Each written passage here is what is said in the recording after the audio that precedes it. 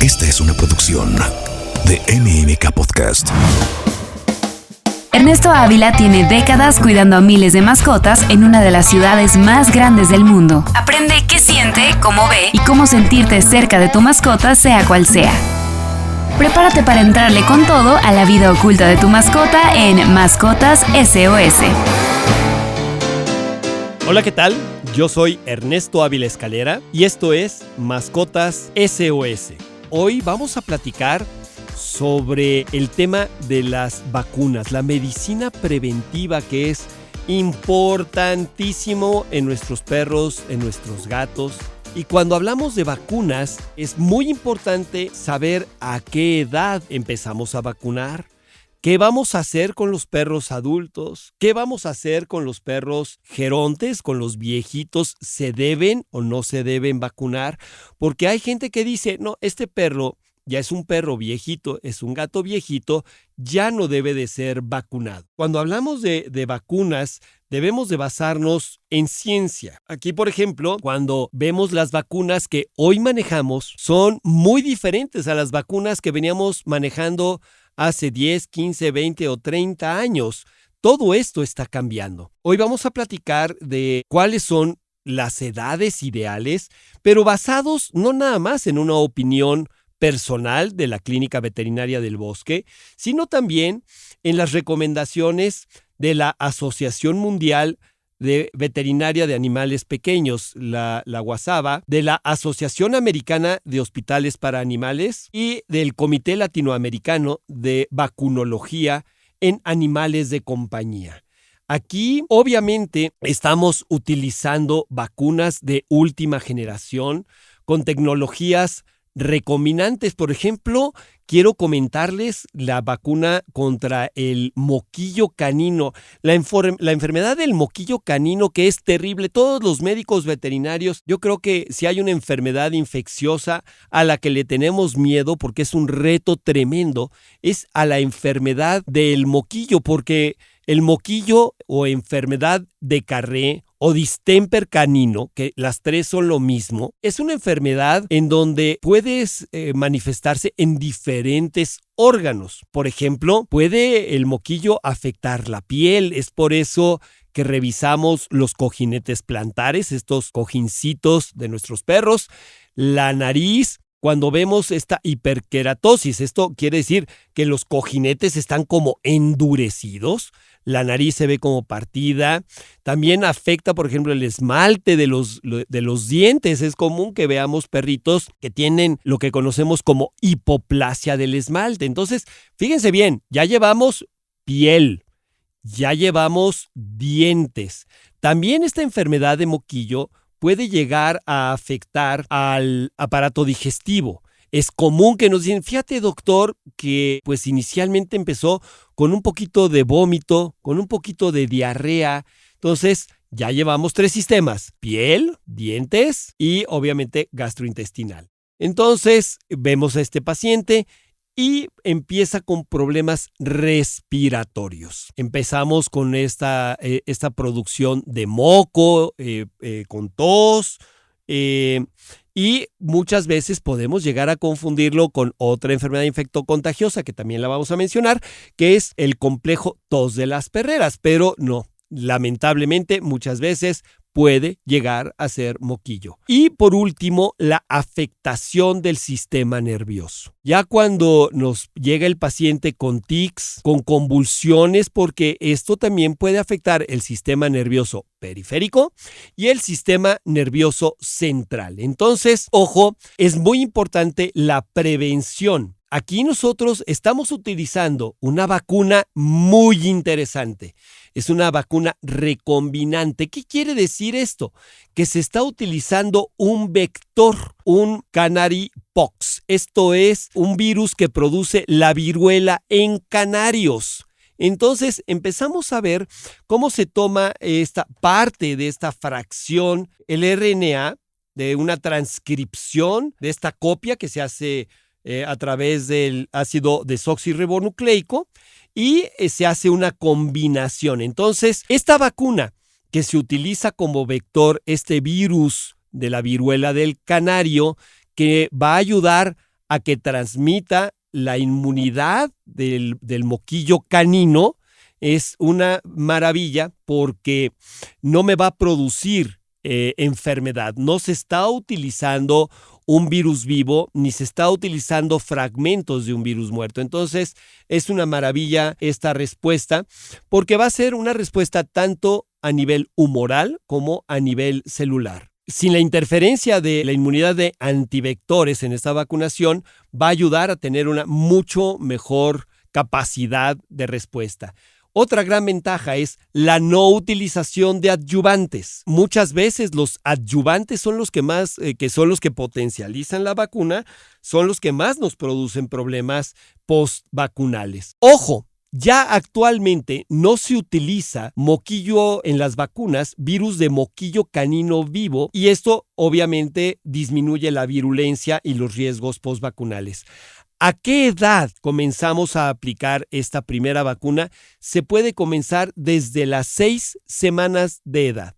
Solamente en cachorritos huérfanos que no fueron amamantados por calostro, las podemos utilizar antes de esas 6 semanas. Pero a partir de las 6 semanas, y ojo, hay gente que te dice, oye, pero todavía tengo anticuerpos maternales. ¿Utilizo o no utilizo la vacuna? Sí la puedes utilizar, que es hoy una de las grandes ventajas que tenemos con las vacunas, es que las podemos utilizar a partir de esas 6 semanas y los anticuerpos maternales no van a interferir con esta elevación de anticuerpos vacunales. Es muy importante a partir de las 6 semanas de edad. Otra enfermedad que nosotros tenemos mucho miedo es la enfermedad del parvovirus canino. Quiero decirles que, si bien es cierto, a finales de los años 70 que surgió el parvovirus, este parvovirus fue una mutación de algunos otros virus.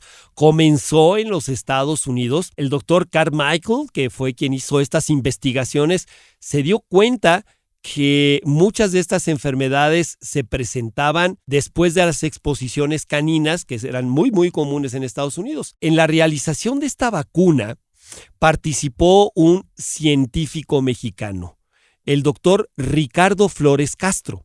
El doctor Ricardo Flores Castro, médico veterinario, y que fue un académico en la Universidad Nacional Autónoma de México, pues trabajaba con el doctor Carmichael. A él le tocó hacer gran parte operativa del descubrimiento de este virus, y es un pariente muy cercano del virus de la panleucopenia viral felina. Entonces, lo que hacían los médicos veterinarios de finales de los años 70 era utilizar la vacuna de panleucopenia viral felina para proteger contra el parvovirus canino. Y hoy, bueno, curiosamente, cuando queremos diagnosticar panleucopenia viral felina, pues utilizamos una prueba rápida, un SNAP, una prueba que se hace en laboratorio para parvovirus canino, pero lo utilizamos para el diagnóstico también de panleucopenia viral felina. Pues bien, obviamente este virus lo que va a provocar es un daño básicamente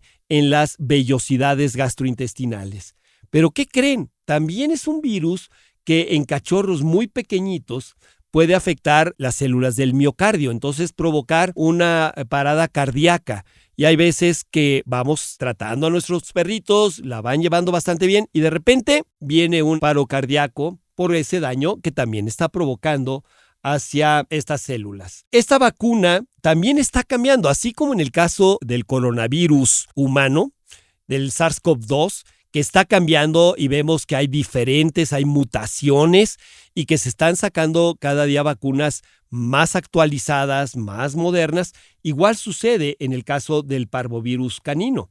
Entonces, lo que estamos buscando es una vacuna con un concentrado de alta titulación y que sea de bajo pasaje. Obviamente, utilizamos aquí vacunas con una tecnología de virus vivos modificados sin riesgos de reversión a la virulencia. O sea, estos virus que están vivos se modifican para no producir la enfermedad, pero sí para producir una inmunidad.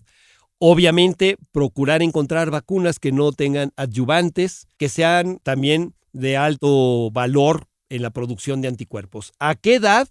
Igual, a partir de las 6 semanas ya estamos utilizando esta vacuna. Es muy importante también las revacunaciones y pregúntenle a su médico veterinario si están utilizando vacunas contra todas las variantes de este virus, que son en el parvovirus el CPV2A, el 2B y el 2C. No todas las vacunas protegen contra todas las variantes, entonces siempre es importante buscar que tengamos esta protección hacia todas las demás variantes. Obviamente, la vacuna contra el coronavirus canino. Ojo, el coronavirus canino no tiene absolutamente nada que ver con la vacuna del coronavirus humano o el SARS-CoV-2.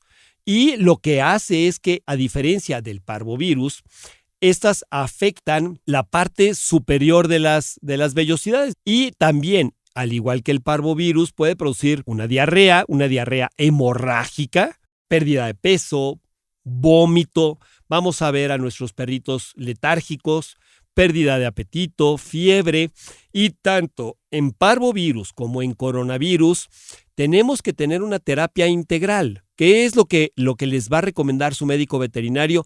Tenemos que hospitalizar a sus pacientes. Aquí, si su veterinario les dice, oye, es una enfermedad viral, pero voy a utilizar antibióticos. El antibiótico no va a afectar al virus. Sin embargo, cuando toda esta mucosa intestinal está siendo afectada, la posibilidad de que por ahí se cuelen algunas bacterias al torrente sanguíneo y la causa de la muerte de mi paciente sean estas enfermedades bacterianas y provoquen una septicemia, una infección en la sangre, pues obviamente es porque el virus abrió el paso a estas bacterias, es lo que se conoce como translocación bacteriana, y es muy importante que este paciente esté hospitalizado con su terapia de fluidos, su suero endovenoso, sus medicamentos que nos ayuden a controlar la infección. El dolor es muy importante, el manejo del dolor en estas enfermedades. Entonces se los va a recomendar su médico veterinario. También es importante el vacuna, obviamente, de estos adenovirus. Tenemos también una enfermedad que es el complejo tos de las perreras. Aquí hoy estamos manejando vacunas que son orales contra el complejo tos de las perreras. Cuando ustedes escuchan que alguien tiene tos de perro, es porque se refieren a esta enfermedad. Hay gente que dice, oye, vengo con mi perro porque yo creo que trae un hueso atorado, trae algo atorado en la garganta. No traen hueso atorado, no traen nada, es complejo tos de las perreras. Esto se presenta muchísimo en pacientes que van a pensiones o que van a parques o que van a una estética, porque es fácil que se contagien.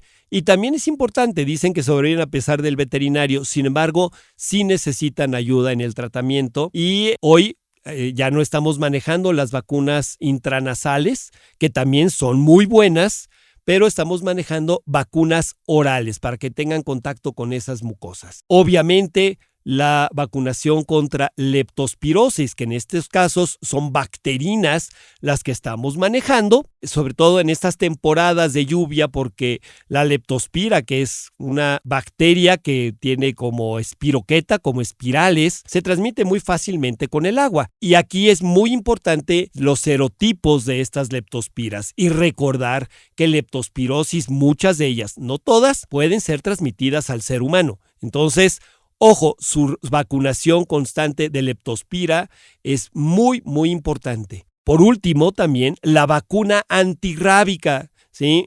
Ojo, México ha hecho un esfuerzo impresionante por controlar la rabia en perros y gatos. Sí llegamos a tener todavía algunos casos, sobre todo en zonas rurales, en zonas alejadas. Sin embargo, sí es muy importante mantener vacunados a nuestros pacientes porque la rabia sí es una enfermedad de transmisión al ser humano. Hemos visto casos en estados de la República en donde podemos llegar a tener casos de rabia. Una felicitación al gobierno, y no a este gobierno, a todos los gobiernos que han hecho este esfuerzo de las campañas de vacunación antirrábica, que, ojo, es muy importante. Por ahí hay algunos timadores que van de casa en casa ofreciendo campañas de vacunación que no son de gobierno. el gobierno federal, estatal o municipal que hagan campañas de vacunación antirrábica es única y exclusivamente de vacunación antirrábica. Entonces, no se dejen sorprender de que le vengo ofreciendo la otra vacuna y la Poppy y la de moquillo. Esas son timadores que es muy importante tomar en cuenta que una vacuna puede llegar a tener algunas reacciones postvacunales, como puede ser desde dolor en la zona de la aplicación, febrícula, y en algunos pocos casos puede llegar a haber un estado de choque anafiláctico. Cuando ustedes están vacunando a sus perros, a sus gatos, en una clínica veterinaria, en un hospital veterinario, con médicos veterinarios, si son médicos veterinarios certificados por la ANVEPE, por la Asociación Mexicana de Médicos Veterinarios Especialistas en Pequeñas Especies, o hospitales certificados por la ANVET, que es la Asociación Mexicana de Hospitales Veterinarios, pueden estar seguros que los protocolos de vacunación están apegados a las recomendaciones nacionales e internacionales y que van a manejar las vacunas de la mejor calidad que hay en el mercado. Solamente recordarles que hay algo que se llama cadena fría, y la cadena fría es la vacuna desde que se produce hasta que se aplica, tiene que estar entre los 4 y 8 grados centígrados. Y esto se logra solamente manteniéndolas en refrigeración. Cuando están estas supuestas campañas que van de casa en casa con una hielerita, no van a poder mantener estas temperaturas. Y obviamente perderán estas vacunas su capacidad para producir anticuerpos y también pueden llegar a producir alguna alteración. Y si algo llega a pasar, ¿a dónde van a poder reclamar? En ningún lugar. Hay gente que utiliza una jeringa para 10 vacunas en estos frascos multidosis. Cuando son frascos multidosis, debe de ser una jeringa por cada una de las dosis que van extrayendo de este frasco. Por último, doctores, ya nada más recomendaciones. Iniciamos las vacunas a las 6 semanas de edad, a las 9 semanas la revacunación, a las 12 semanas, a las 16 semanas y, ojo, refuerzo al año. Ahí es cuando terminamos nuestro primer periodo de vacunaciones. Ahora, los siguientes refuerzos después de ese año va a depender del estilo de vida, en dónde viven, qué características tienen, porque puede ir ese refuerzo de 1 a 3 años. Hoy vemos que una de las tendencias es vacunar cada 3 años después de ese año, cada 3 años, si son perros y gatos que viven dentro de casa, que no tienen tanto contacto con perros callejeros, que tienen menos riesgo. Entonces, también es algunos de los cambios que estamos llegando a tener. Ojo a todos los tutores y responsables de animales de compañía. Es muy importante tener una muy buena estrategia de vacunación que debe de ir acompañado también de una buena estrategia de desparasitación. Las desparasitaciones, en el caso de cachorritos, nosotros sí o sí desparasitamos. Ni siquiera hacemos exámenes coproparasitoscópicos en cachorritos. En adultos sí, y ahí es donde comienza nuestra desparasitación estratégica. Si su médico veterinario les dice, primero voy a hacer un examen coproparasitoscópico para saber si tiene o no tiene parásitos, háganle caso, no es que les quiera hacer gastar más, es que ya hoy estamos teniendo mucho más cuidado en no provocar superparásitos resistentes a muchas drogas. En otra oportunidad vamos a platicar de estos métodos diagnósticos con inteligencia artificial que hoy tenemos en las clínicas veterinarias para el diagnóstico de parásitos tanto de manera cuantitativa como de manera cualitativa, las especies de los diferentes parásitos. Yo soy Ernesto Ávila Escalera, soy médico veterinario, director de la Clínica Veterinaria del Bosque y esto es Mascotas SOS. Me pueden encontrar en veteridelbosque.com, en Facebook, Clínica Veterinaria del Bosque, en nuestra página www.veterinariadelbosque.com. Contesto absolutamente todas las preguntas. Pues muchísimas gracias. Esto fue Mascotas SOS. Mascotas SOS con Ernesto Ávila. Esta es una producción de MMK Podcast.